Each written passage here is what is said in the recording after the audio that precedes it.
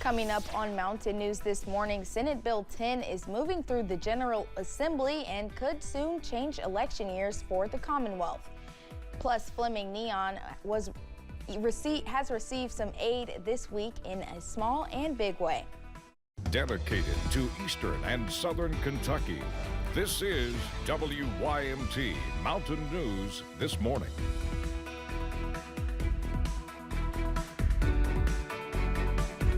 Good morning, I'm Madison Carmouche. We are coming up on 6:01 this morning, January 11th, 2024. Let's check in with meteorologist Mace Michaels for a look at your forecast this morning.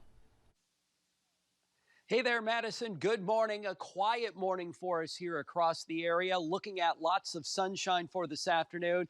Definitely our best day here as we look over the next 4 or 5 at least. It for sure will be our warmest day. Here as we look into Hazard, it's quiet, nothing falling from the sky. We're enjoying the mostly clear conditions, and we'll see lots of sunshine for this afternoon. Let's check your early wake-up temperatures from 36 in Somerset and 37 in London, even as warm as 41 in Williamsburg and 45 in Monticello. As you look back here off to the east, Pikeville at 33, Grundy right now at 25, and Clintwood sitting at 23 degrees. And again, we have a mostly clear sky in most areas this morning. Here's your out-the-door forecast, talking about sunshine and talking about warmth. Increasing clouds in the late afternoon, but generally a sunny day with high temperatures closing in right around on 50 degrees. Now, Madison, coming up in the full forecast, we have some changes to talk about. There will be some snow showers in there and much, much colder conditions, let alone a pretty good breeze. That's all coming up. Mace, thank you. The London Police Department is investigating a deadly crash. Officials say the crash happened Wednesday evening on I-75 on the southbound exit 41 ramp. No other details were released. We will continue to update this story on the WYMT News app. Employees at 2 stores are accused of selling mislabeled and misbranded vape pens to teenagers. Prestonsburg police say they received 5 reports of teens showing overdose-like symptoms that required medical attention after using vapes. Kimberly Keggy shares how officers say they're cracking down on the illegal sale of vapes to protect children. Employees of 2 smoke shops are accused of selling mislabeled vape pens to teens. Prestonsburg police reported 5 incidents of teens showing overdose-like symptoms in October. Officers say the common factor, each time a teen was using an electronic vape pen. Federal and state law sets the age to 21 to vape. But during a control buy, officers say an area smoke shop repeatedly sold to children under police surveillance.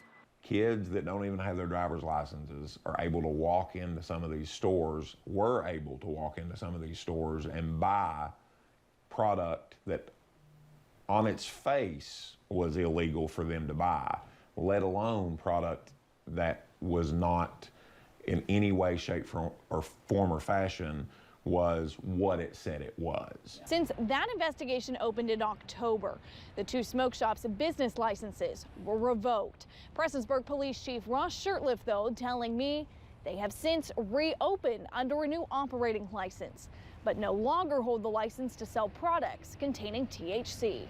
We're basically going to run these shops the same way we do a liquor store. You have to have a license, you have to get inspected. Cracking down on the dangers hidden in plain sight to protect teens. If they start getting in the hands of minors and of kids who don't know what they're doing, that's the battle that we're waging, and we are going to wage it. We are not going to tolerate it. We're not going to put up with it. Kimberly Keggy, WSAZ News Channel 3, Prestonsburg. We have a traffic alert to pass along to you. Starting next Tuesday, a portion of Kentucky 2491 that runs underneath the Mountain Parkway east of Campton, exit 46, will be closed due to road and bridge construction. That portion of the Mountain Parkway is expected to be closed through Friday the 19th. The police chief for one Southern Kentucky Police Department is stepping down. Somerset Police Chief William Hunt has announced his retirement. Hunt served in law enforcement for 30 years. He became the first police chief in Somerset's history to be named Kentucky's Chief of the Year. A bill proposing a constitutional amendment is moving through the General Assembly.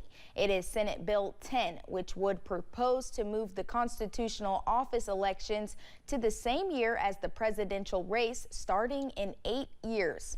But voters will have to approve this issue since it changes the state's constitution. Senator Christian McDaniel says he has pushed this bill time and time again.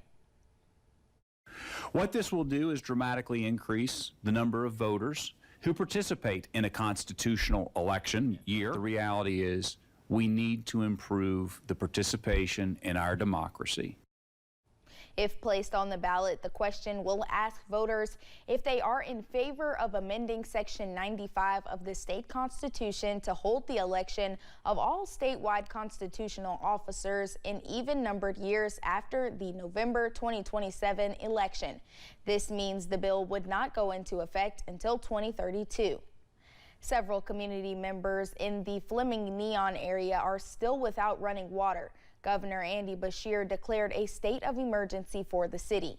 WYMT's Chandler Wilcox tells us how organizations in the area teamed up to help those impacted by the outage. An organized relief line formed at the Neon Volunteer Fire Department. We're really using today to assess how we can help Neon and these communities a little bit more. We wanted to step in and provide some relief, give you a hot meal, not have you dirty your dishes, give you a break for the day, give you a case of water. East Kentucky Mutual Aid's handing out $10 to each car as they come through to help with laundromat fees or gas fees that people are having. The cars lined up early on. We had people lined up before we were ready this morning. Hundreds of meals were given out within hours.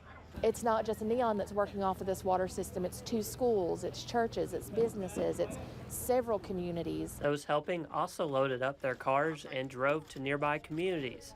The water district reaches beyond city limits. It's not just Neon that's working off of this water system. It's 2 schools, it's churches, it's businesses, it's several communities. The water bottles themselves can help with more than just hydration. To cook with and using it to drink, like fix coffee. When asked how community members are responding to the situation, Hartsfield's answer was straightforward. Well, it's just something that we have to deal with and move on. Organizers are planning to continue helping as needed. In Letcher County, Chandler Wilcox, WYMT Mountain News. Neon Mayor Ricky Burke told WYMT they are still working to restore water in communities. He said they have been able to temporarily restore water in some areas with outside help. However, FEMA has approved $2.9 million for sewer system repairs for the city of Fleming Neon. The system was damaged by the July 2022 flood. In the release, it says city labor and contractors will be used to restore the system back to the condition it was before the disaster. The 150th Kentucky Derby will be a grand spectacle, and this year the Run for the Roses is worth a lot more than just the fame and the garland. The greatest 2 minutes in sports will see its purse raised to $5 million with $3.1 million to the winner. It is the richest purse in the Classic's history. The purse had been $3 million. Also, $1 million will be awarded to the runner-up, $500,000 to the third, $250,000 to the fourth, and $150,000 to the fifth. The Armed Forces Benefit Association has presented a scholarship to Courtney Medlock. Courtney received the $40,000 scholarship from Robert Underwood, who is with the AFBA. Her husband, Officer Logan Medlock, was killed in a crash involving a drunk driver back in 2022. The scholarship can be used by Courtney or her son Brantley at any college across the country.